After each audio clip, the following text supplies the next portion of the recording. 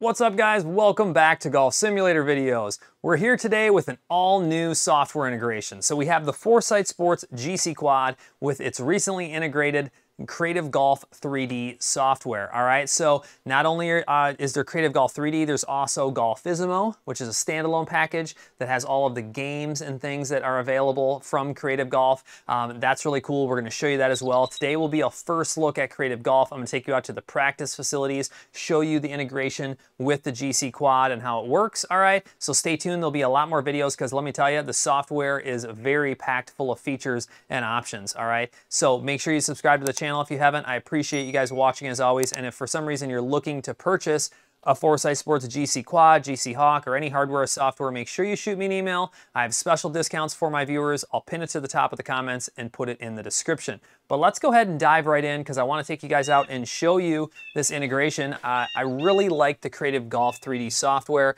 There are a lot of different features and things that I think you'll notice that stand out. Now, if I go into the practice area, you'll see there are actually a bunch of different segments. Obviously, we can't cover all those today, but everything from, on-course practice to club fitting. We're going to go out to the driving range to start things off, okay? Here, you can actually select from different ranges. So they have a bunch of ranges available. You can select your distance. I'm just gonna grab like a 125. You can actually do different size target circles, different spacings, all right? And then you can actually do game options. Now I mentioned the Golfisimo, which is really, kid-friendly, family-friendly. You can actually change hole sizes. And my kids love it. You go out and play some putt-putt with some big holes, try to get them all, making some shots, and they have a lot of fun. So different camera options, things like that, all right? And then course conditions. Not only is this available for on-course play, but out here when you're doing practice, you can do the green hardness, USGA speeds, all right? And then you can even tweak the algorithm for backspin on the greens, which I don't think I've seen that in any other software. It's really cool. Obviously, some simple wind and weather, for conditions. And then I'm just shy of 1,000 feet here, so I have the course altitude set at 1,000 feet. Okay, so after that, you're pretty much good to go. I'll take you out to the range. Now I'm logged in, and because I'm logged in, I'll kind of talk about the integration real quick with you guys. So what's really cool is they've set this up a very simple way for installation and everything. So basically you get your activation code, you download Creative Golf 3D, use the activation code, it prompts you to log into FSX Live, you use your FSX Live account, it remembers everything. When you boot up Creative Golf 3D, it sees your GCQuad or GCHawk, you're automatically logged into FSX Live, and you're good to go. I think that it's a very seamless integration. I'm glad that they've approached it that way. It's very easy to get going, and then obviously very easy to use. Now, if I cover up my ball, you'll see in the upper right, it's indicated not ready. Once it locks in, you'll see that it's ready. Down in the lower right, I'll point this out now, it says 0%. There's no penalties out here on the range, but what's cool is Creative Golf does have penalties. You're sitting in the sand or rough, things like that, they do have penalties. If we go out to the chipping and putting area, if we have enough time, I'll maybe throw it in the sand and show that to you guys. So let's go ahead and hit a couple shots because I need to probably hit 3 or 4 shots to really give a good demonstration of how the data is displayed and the different things it does. Pay attention when I'm hitting the ball. One of my favorite things is that this is just like FSX 2020. They let you enter your room dimensions. And so where that ball hits on the screen, it takes off from. I just think that gives you that immersive feeling. I really like when software gives you that ability. All right, so let's go ahead and just hit a soft pitching wedge here. I think I pulled it just a little bit. It started left, has just a little left spin on it. Not too bad. Not too bad. Yeah, it's only 68 left spins, so maybe just a little bit of a closed face there. All right, so our data starts to show up. What I'm really excited to show you guys is when you're out here in the practice range, it gives you these shots that keep going in the upper left with, very valuable data as you're working on it. Now, I don't have club data on. They do have club data display options.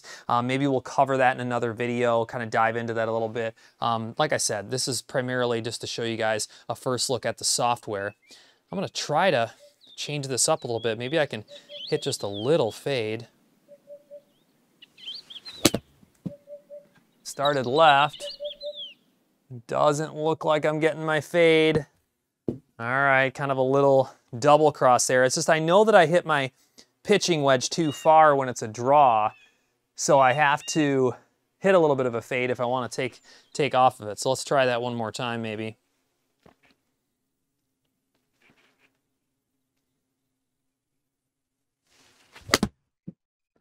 little thin. Definitely got the right spin on it. All right, at least I started to get the correct path and face.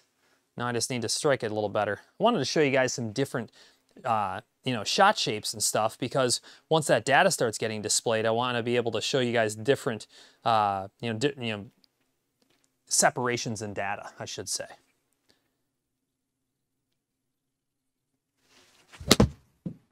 That should fade.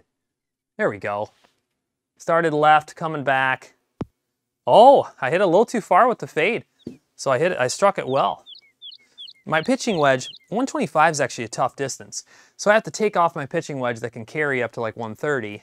And then my 50 degree, it's tough for me to get it much past like, I don't know, 120. So this wouldn't be bad. I could probably get my 50 there if it released. But notice the last shot is the thicker line. And then you can select how many shots you want to keep. I'll show you that in the settings here in a second. I think I have it set to 10 right now, but notice our list that is building up. All right, it gives you the ball speed, launch angle, backspin, not only carry, but also total distance, the distance to the pin, and then the deflection left or right to the pin. You can see we went a little left, we went a little left, we went a little right, and then we went a little left. I'll try to hit a little bit of a draw this time. Maybe if I swing soft, I won't crush it. Generally, the draw goes a little bit farther for me, so let's see if I can hit it soft. Hit a little bit of a draw, start it to the right. Right of target. Coming back to the left. Yeah, a little too far.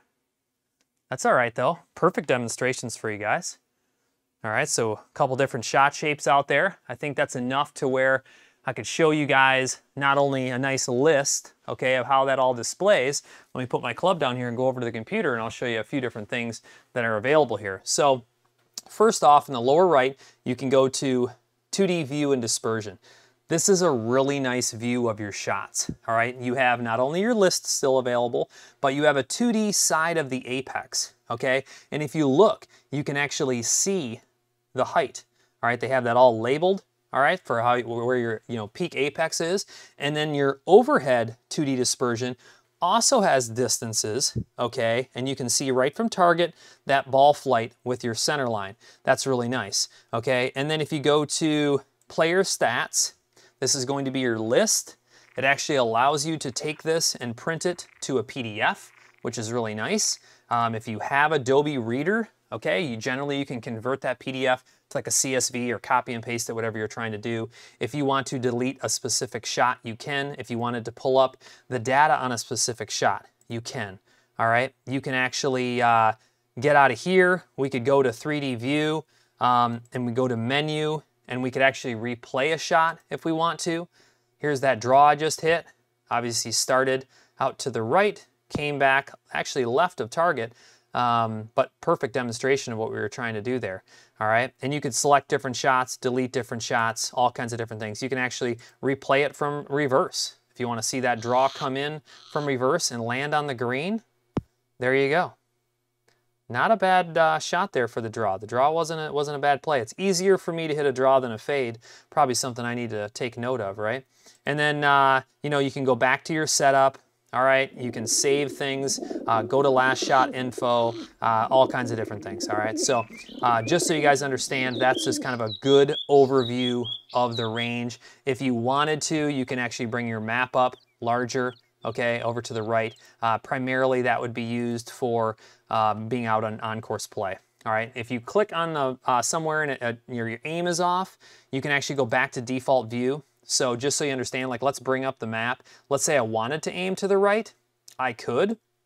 I can actually bring this guy, all right, this aiming marker anywhere I want. Let's say I wanted to work on like a big draw, like I had to get around a tree. I could do that, and now I'm aimed there. If I ever want to go back to dead center, just hit default view, which is in the lower left. I think my camera might be covering it up, but a simple button just to go back to default view. So let's go to menu. Let's go to finish practice. We'll exit without saving. Like I said, you can save your play, which is really nice. We'll go back to, let's see here. We'll go to practice and we'll go to chip and putt. I think that'll be great to kind of give you guys just a little idea of everything. So to start off, let's give ourselves a really tough chip here. So a 32-yard bunker shot. You can, of course, change your conditions like we were talking about. You know, whether you want, let's say the greens, you want to be really hard and make it challenging. But let's just go out here. We're already logged in. And now look in the lower right. See how it says 25 to 35%? This is going to be difficult because not only do I have to get up and over this bunker, about 6.5 feet is what it says in the upper right, if you notice that. 32 yards, losing 25 to 35%. It's going to be a little bit of a challenge here. So I'll give you guys a couple demonstrations of this, see if I can actually calculate that, that distance right here.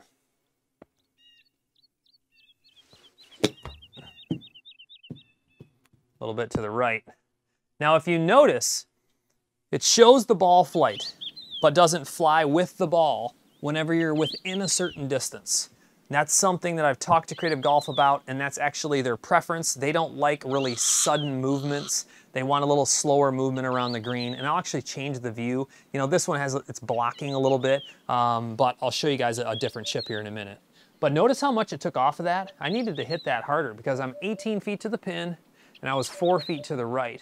So I was pretty short. And notice how I still have that list over on the upper left showing me my data. So it doesn't matter where you are in practice, that's going, which is really nice. How's that? Oh, still not far enough. The 25 to 30% is getting me. So that carried 37 yards. I figured it would be perfect. But take your 25 to 30% off and world of difference. All right, so let's hit one just a little harder here. How's that, even though it's a little bit right? All right, that's the distance you need. All right, so 4.5 feet from the pin. Not bad. Took me a minute to figure out the penalty and kind of calculate it in my head there, but we got it down. All right, so there's a good bunker example if you're gonna go out and practice. Now I can just go right to menu, and I can go to player, hole, and position, and I could actually just select this if I wanted to. I could select a 36 yard there, a 28 yard there. We'll just use that one because I'll just do a quick chip for you guys just so you can kind of see what it looks like, you know, from a different view, chipping out of the fairway. No percentage, 28 yards. All right, and let's see what we can do here.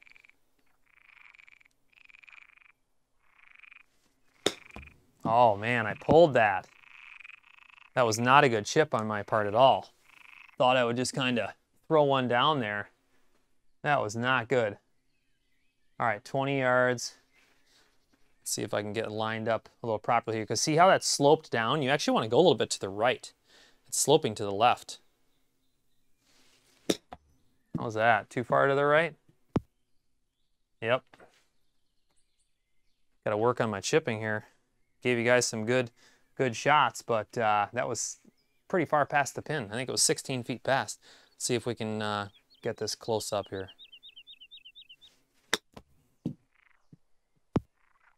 Not too bad. Not too bad. A little bit left. All right. Do one more chip for you.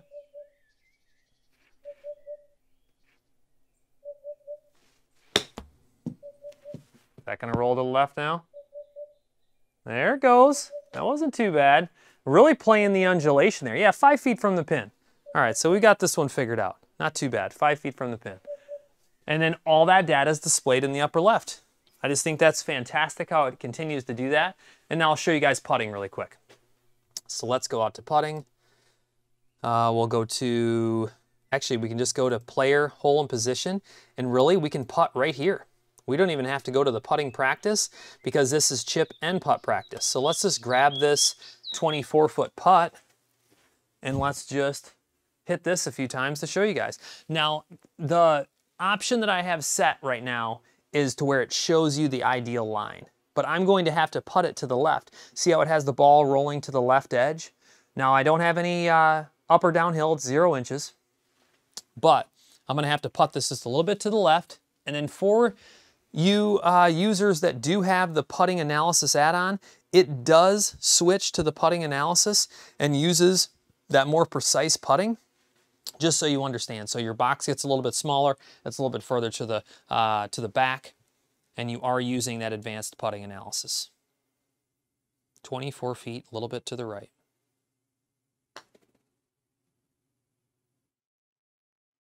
Well, how about that? My chipping might have been off, but if you can sink 24-foot putts, that makes up for it, right?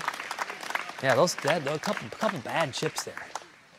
Need to work on my chipping. All right, let's see if we can do one more. I just aimed just a little bit right of center. I have my white dot down there. See if we can get that speed right one more time. Yeah, that was a little right if you noticed. I mean, the speed wasn't bad, but notice where that ball is. I just kind of pushed it out a little far. We'll do one more. One more. Just pushed it out just a little too far.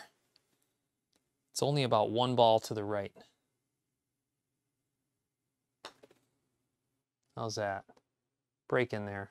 Break in there. Not enough. Left it short. Now, I don't know if you guys are noticing or not, but the putting is fantastic. I mean, obviously it's reading the data right from GCQuad.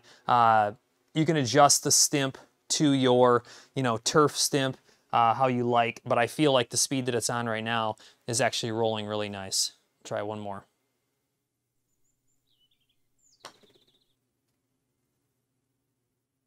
I knew it was gonna miss to the left. So that ball rolled just a tad, kind of like right of center, but really over the dot. And that shows you how precise the reading is and the target line. Very, very cool. So I hope this gives you guys a really good first look at the integration with the Foresight Sports GCQuad and Creative Golf 3D. Like I said, stay tuned. I'll make sure that I go over Golfisimo in a separate video, show you guys the different games that are available. All right, like I said, for family and kids with the putt-putt and everything, man, it's fantastic. So stay tuned for that. Be sure to subscribe if you haven't had a chance yet. And as always, I really appreciate you guys watching. We'll talk to you soon.